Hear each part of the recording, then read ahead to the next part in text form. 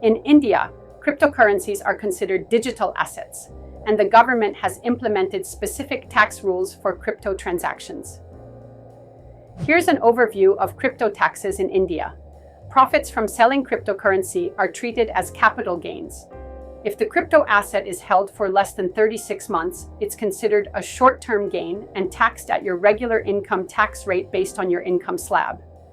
If held for more than 36 months, it's a long-term gain, which may be taxed at a lower rate. If you're frequently trading crypto, the government may classify it as business income, taxable at income tax slab rates.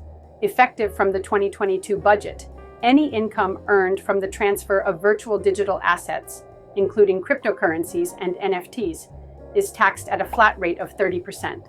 This rate applies regardless of the holding period, with no deductions allowed except for the cost of acquisition. A 1% tax deducted at source is applied to each crypto transaction over Rs. $10,000.